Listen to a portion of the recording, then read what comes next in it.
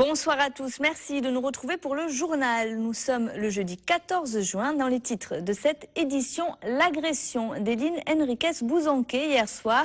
La suppléante d'Étienne Mouru sur la deuxième circonscription du Gard témoigne en exclusivité sur TV Sud.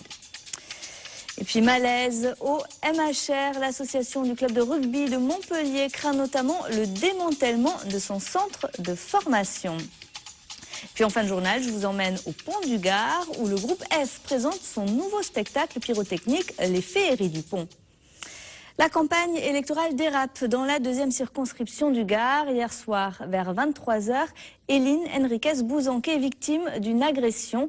La jeune femme qui supplée le député sortant UMP Étienne Mouru pour ses élections législatives est attaquée par un homme devant son domicile. L'agresseur a accusé la candidate suppléante de favoriser le vote des immigrés. Il aurait également menacé de s'attaquer à Étienne Mouru, Franck Chassagnon et Olivier Michel. C'est hier soir, alors qu'elle rentrait seule chez elle, qu'Éline Henriquez-Bouzanquet a été violemment agressée. Elle souffre d'une entorse au cervical, de coups sur le visage et le corps et reste aujourd'hui très choquée. Pour moi, la politique, c'est se battre pour des idées et pas s'en prendre aux personnes. Mais je reste convaincue que cette agression n'est pas organisée par mes adversaires politiques sur cette circonscription. Et qu'elle est certainement l'acte d'une personne qui un électron libre. Aujourd'hui, dans la classe politique, toutes les réactions sont unanimes et dénoncent l'acte, ainsi que les propos racistes de l'agresseur, qui aurait reproché le maintien au second tour du candidat UMP face au candidat FN. Compte tenu de la facilité avec laquelle on essaye de nous faire porter tous les péchés de la terre, d'orienter vers nous, à la veille d'un scrutin, les soupçons. Mais moi, je ne suis pas raciste, je vomis les racistes, et je n'accepterai pas dans mon entourage un raciste. Maintenant, je vais vous dire une chose. Hélas, des racistes, il y en a partout. C'est évident que c'est lié au contexte politique, c'est sûr. Mais de là à stigmatiser les uns ou les autres, là il y a quand même un pas qu'il ne faut pas franchir. On a affaire de temps en temps à des individus qui d'ailleurs sont très peu courageux, parce que pour agir de cette façon, ça demande à la fois un manque de courage et à la fois un sentiment de lâcheté grotesque. Je dirais que c'est des salopards ces gens-là. L'enquête a été confiée à la gendarmerie de Vauvert. Est-ce que ça remet en cause votre engagement politique ou est-ce que ça le renforce ? Alors là, je peux vous assurer que ça le renforce, puisque j'ai toujours porté haut et fort mes valeurs du centre et de la droite. Et c'est pas ce genre de tentatives d'intimidation qui m'arrêteront pour les jours à venir et les années à venir. Et je vous rappelle que sur cette deuxième circonscription du Gard, 3 candidats s'opposeront lors du second tour dimanche. Cathy Guillot pour le Parti Socialiste, Gilbert Collard pour le FN et Étienne Mouru pour l'UMP. Et vous pouvez voir le témoignage exclusif d'Éline Henriquez-Bouzanquet dans son intégralité sur notre site internet www.tvsud.fr. Puis demain, dans le cadre de la campagne de l'entre-deux tours pour ces élections législatives, 2 membres du gouvernement se déplacent dans le Gard. Le ministre de l'Intérieur Manuel Valls et Cécile Duflot, en charge de l'égalité du territoire et du logement, viennent soutenir les candidats socialistes du département.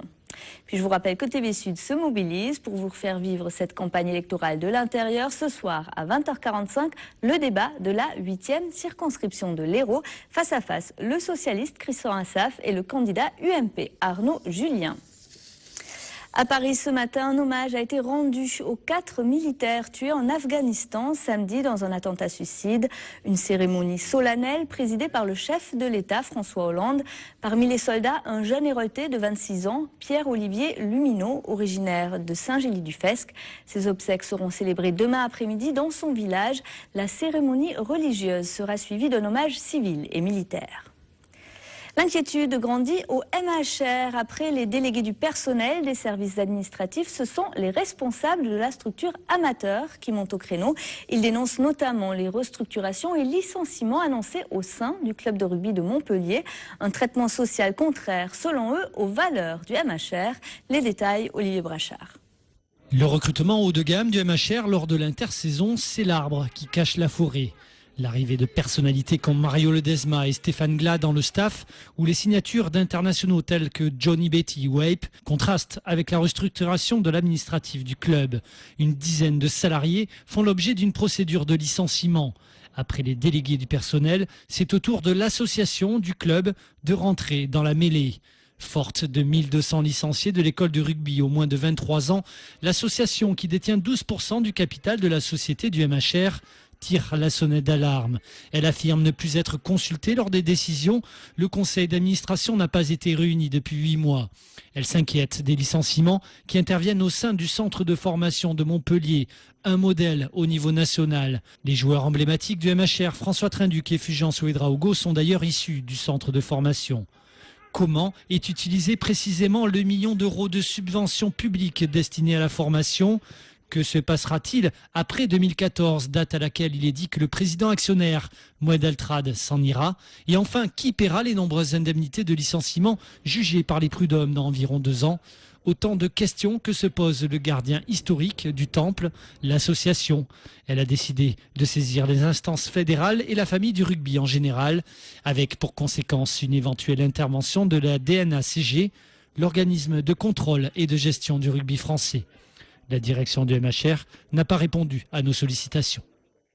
Les syndicats Sud et CGT de la Poste appelaient à manifester aujourd'hui devant le bureau Rondelet à Montpellier. Ils étaient une dizaine à protester contre des réorganisations jugées trop fréquentes et l'absence de prise en compte du risque psychosocial. Pointait également le manque de postiers dans un département où la population croit régulièrement écouter.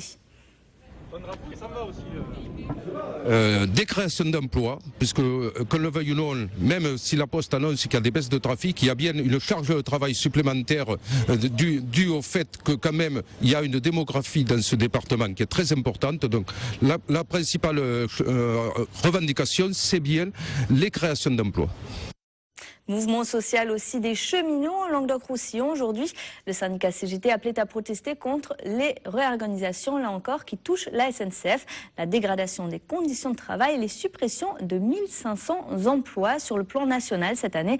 Et ce midi, une trentaine de manifestants ont investi la gare de Montpellier pour aller à la rencontre de la direction régionale. Voyez le reportage d'Elsa Gonzalez et Camille Cazeneuve. Terminé, mais parce qu'on ne va pas se chamailler là-dessus. De vives altercations ont eu lieu ce matin entre les syndicats et la direction de la SNCF. Au centre des négociations, les suppressions de postes, la future privatisation, mais aussi les problèmes d'organisation et de sécurité. Il y a des mécanos qui sont plus en capacité, si un train qui tombe en panne, d'intervenir parce qu'ils sont en terre, et ainsi de suite. Attendez, répondez à ça.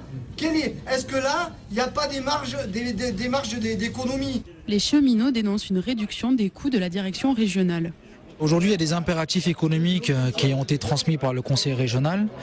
On a aussi une direction qui, pour le coup, sa variable d'ajustement est la productivité, donc suppression d'emplois. Donc aujourd'hui, on va mettre chacun de nos interlocuteurs devant leurs responsabilités. On est pour le devenir du service public dans sa globalité et particulièrement sur le TER. Donc charge au conseil régional de se mettre aussi autour de la table et aussi à la direction SNCF de ne pas considérer les cheminots comme des variables d'ajustement. Quant à la direction, elle précise que les réorganisations ont notamment permis d'améliorer la qualité de service ou la mise en place du TER à 1 € sur certaines lignes. Aujourd'hui, en Languedoc-Roussillon, on a une qualité de service qui est devenue bonne. On était une ligne sensible, on n'est plus une ligne sensible. On a des régularités, des fiabilités des trains qui sont bonnes, largement au-dessus de nos objectifs. Donc ça, c'est le premier point. Donc ça, faut pas diminuer là-dessus. Mais maintenant que ça est fait, oui, je m'attaque sur les coûts, parce que si les coûts sont moindres, eh bien le contribuable que l'on est tous sera satisfait et on pourra peut-être, c'est ce que j'espère en tout cas, rajouter encore ces économies dans le monde ferroviaire. Les négociations s'annoncent difficiles. D'un côté, les cheminots ne comptent pas se laisser faire. De l'autre, la direction est en attente d'une prise de position nationale du ministre délégué des Transports, Frédéric Cuvillier. Et puis Edgar, le réseau de transport en commun du Gard alerte sur une grève pour un mouvement social qui touche actuellement Transdev. L'un des transporteurs d'Edgar sont touchés les lignes de la partie rhodanienne du département depuis lundi et pour une durée indéterminée. Pour plus d'informations, un site internet www.edgar-transport.fr. Des parents protestent contre la hausse annoncée du prix de la cantine. Hier, ils étaient une dizaine à manifester devant le lycée Philippe Lamour à Nîmes. En cause, l'augmentation prévue du prix du repas dans 3 établissements de la région qui pourrait dépasser les 4 € à la rentrée prochaine. Écoutez. Ce qui nous pousse à manifester, c'est un choix de la région de vouloir absolument maintenir la cantine du lycée Philippe Lamour en délégation de service public, donc à un prestataire privé. Alors qu'ils vont, pour pouvoir maintenir ce choix, ils vont augmenter les tarifs de la cantine pour les enfants du lycée Philippe Lamour, qui seront les seuls à payer plus que 4 € dans toute la région, alors que la région s'est engagée à faire un prix de cantine maximum de 4 €. La vie démocratique et le débat politique, ça s'apprend dès le plus jeune âge. À Montpellier, chaque année, 80 écoliers de CM2 siègent au conseil municipal des enfants. Et hier se tenait leur dernière assemblée générale, l'occasion pour ces jeunes élus de faire le bilan de leur mandat. Alexandre Fourmanois et Jessica Van Lacterop. Bonjour, moi je m'appelle Myriam Zaki, je suis de l'école Clergeau-Simenon. Ce sont 80 jeunes élus qui représentent 20 écoles montpelliéraines qui se sont réunis à l'hôtel de ville pour le bilan de fin de mandat du conseil municipal des enfants. Le sport, la sécurité, l'UNICEF, l'accès aux élèves handicapés ainsi que les menus de la cantine étaient au cœur des débats. Le président de la conférence veillait aussi à faire respecter les règles démocratiques et les valeurs de la République. Lorsqu'il y a la réunion de l'ensemble du conseil municipal d'enfants dans la salle dédiée au véritable conseil municipal, tout le protocole républicain est appliqué exactement de la même manière que lorsque le conseil municipal se réunit. Alors ce sont des éléments qui touchent aux emblèmes de la République, puisque vous avez le drapeau national, le drapeau européen, la Marianne, la Déclaration des droits de l'homme, le portrait du président de la République et la Marseillaise.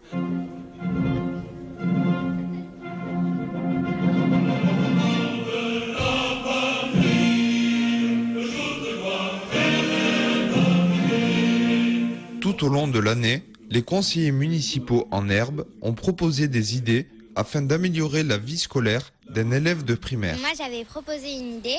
C'était quelque chose que je voulais que ça se réalise. C'était en fait, dans notre cours de récréation, on avait des petits trous et il fallait qu'ils se rebougent. Donc je l'ai dit et ils m'ont dit qu'ils allaient étudier ça et ça s'est réalisé. Et puis maintenant, il y a moins de blessés qu'avant, puisqu'avant, il y en avait plein qui tombaient.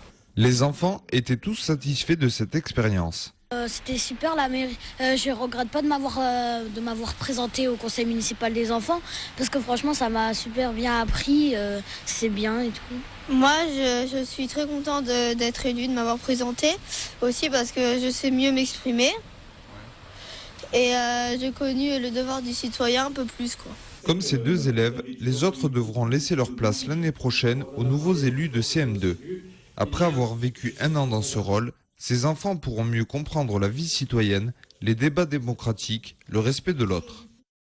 Du 109 pour l'EFS à l'occasion de la journée mondiale du don du sang. Aujourd'hui, l'établissement français du sang a déployé ses bus de collecte, notamment dans les grandes villes de la région, comme ici sur l'esplanade Charles de Gaulle à Montpellier. Objectif, attirer de nouveaux donneurs alors que moins de 5% des personnes en mesure de donner leur sang se plient à l'exercice. Écoutez. On espère recevoir sur Montpellier environ 200 donneurs par jour. On a l'espoir surtout de recruter de nouveaux donneurs, donc de sensibiliser des gens qui ne savent pas ce qu'est le don du sang et qui n'ont pas l'habitude de donner, pour qu'ils viennent donner, pour qu'ils se renseignent. On les accueillera avec plaisir, même s'ils ne donnent pas, on leur donnera tous les renseignements nécessaires. Et pourquoi pas effectuer leur premier don, et on espère les fidéliser comme ça, pour avoir en fait un renouvellement dans notre panel de donneurs. Et je vous rappelle que pour donner son sang, il suffit d'avoir entre 18 et 70 ans et d'être en bonne santé. Les collectes de sang se poursuivent jusqu'à samedi après-midi sur l'esplanade à Montpellier. Et pour terminer ce journal, je vous propose à présent ces images de l'embrasement du pont du Gard. Il s'agit du nouveau spectacle du groupe F qui allie musique, lumière et feux d'artifice. Une création consacrée cette année à la passion des hommes pour les Jeux de l'Olympe, du cirque ou bien des jeux vidéo. Un clin d'œil au JO 2012 qui démarre à Londres le mois prochain et qui transforme les abords du Gardon et le pont du Gard en véritable terrain de jeu. Regardez.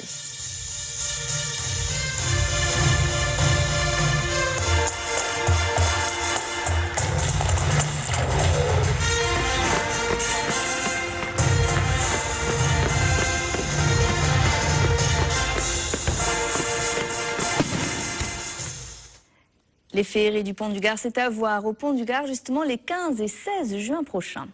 C'est la fin de cette édition, merci de l'avoir suivi. Retour de l'actu demain dès 12h30. Passez une agréable soirée sur TV Sud.